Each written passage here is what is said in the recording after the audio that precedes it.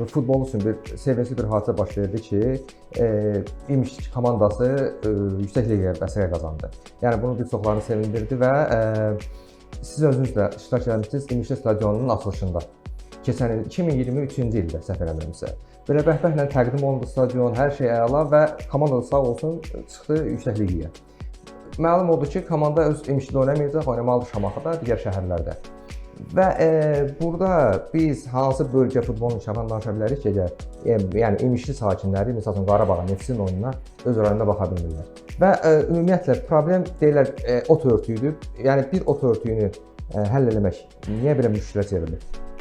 Bu məsələdə mən konkret indi futbol mütəxəssisi deyiləm, AFFA nümayəndəsi deyiləm. Ancaq mövqeyimi bildirə bilərəm. Birinci növbədə onu bildirim ki, İmişliyə futbolun qaytarılmasının mən AFFA-ya təşəkkür edirəm. Mən vaxtilə İlxan müəllimlə görüşdüm və İmişli futbolunu İmişliyə yəni qaytarmağa nail oldum.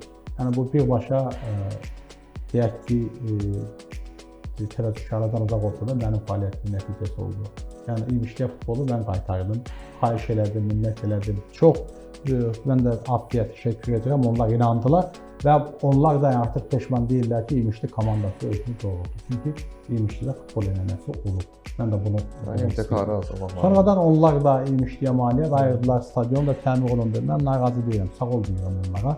Amma indi onlar hansı qərarı veriblər ki, kim necə oynamalıdır, o törtüyü ilə bağlı. Çünki yəqin ki, bununla bağlı dünya futbol təşkilatlarının da qaydaları var. Onların da qaydaları var, standartları var və o standartlara cavab verməlidir və o dövlətin məsuliyyəti deyil ki, hər hansı bir stadionu təmir etsin. Bunu iş adamları edir. Futbol komandası özünə sponsor tapır. Onlar edirlər, qaydalara salırlar və sahibkar da hansı futbol komandasına pul qoyur.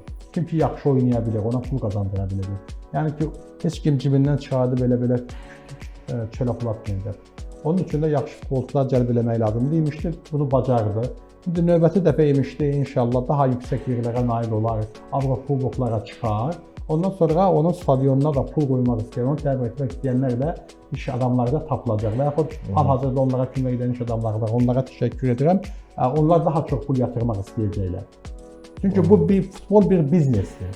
Futbola biznes kimi yanaşmaq lazımdır. Biz futbola bir sosial layihə kimi yanaşsaq, bir dövlət investisiya, dövlətin pulu ilə onu inkişaf etdirməyə çalışsa, o inkişaf edə bilməz, o korrupsiya yuvasına çevrilir.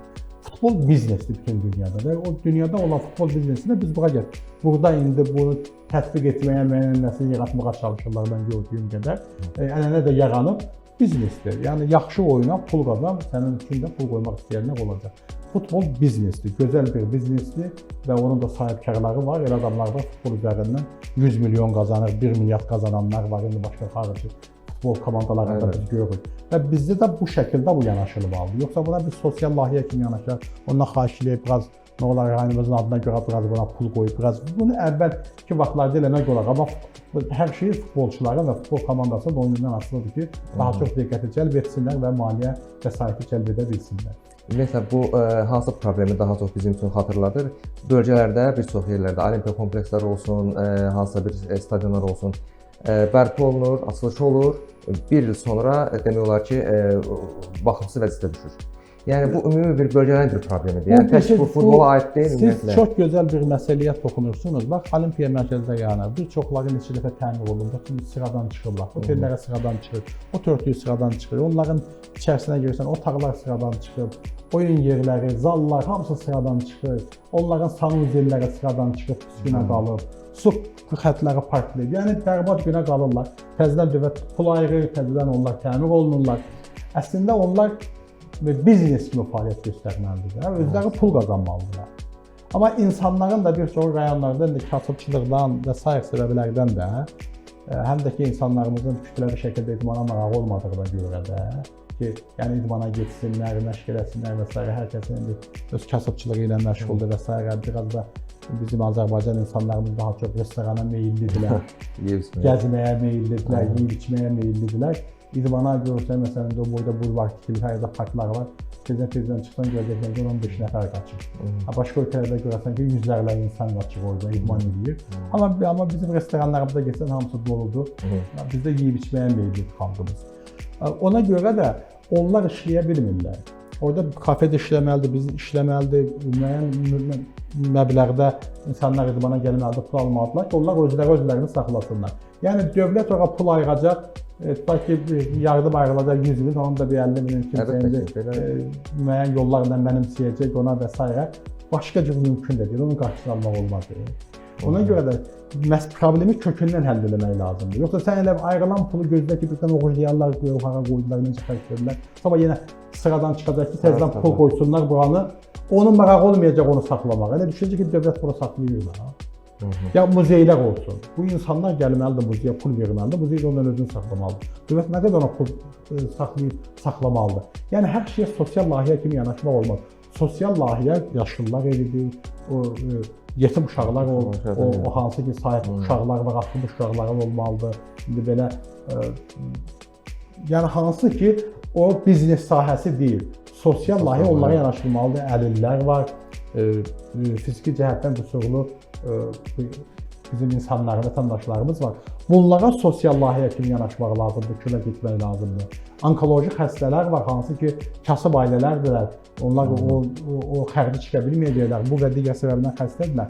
Dövlət bunların qayğısına qalır və sosial layihə kimi yanaşmalıdır. Amma hər bir məsələdə dövlət elə büdcədən pul ayırsa bu mümkün deyil. Ona görə də o cür stadionlar və stadionlar, olimpiya mərkəzləri və s. sırf olaraq 100% biznes kimi fəaliyyət göstərməlidirlər. Qazandıqları pullardan da gücü çatmayan kasıb ailələrinə güzəşt eləməlidirlər, yardım verməlidirlər ki, o yardımla onlar da gəlib orada məşq eləsinlər, idman eləsinlər, onlardan pul almasınlar, yaxşı. Əhalinin 80%-dən alsınlar, 20%-dən almasınlar. Kasıb uşaqları var, şəhid ailələri var, qazilər var. Bunlardan pul almasınlar. O kimdən ki qazandıqları pullardan da onların da xərcini ödəsinlər. Bütün dünyada sistem belə işləyir. Amma büdcəyə nəzarət düşün ki, elə büdcədən pul gələcək, təmir edəcəm, gələn yenə xarab olacaq, təzədən büdcədən pul versinlər. Bu işləməz, ona görə də o obyektlər hamısı o şəkildə qalırlar. İndi çox yaxşıdır ki, bir çox beynəlxalq tədbirlər rayonlara salınır.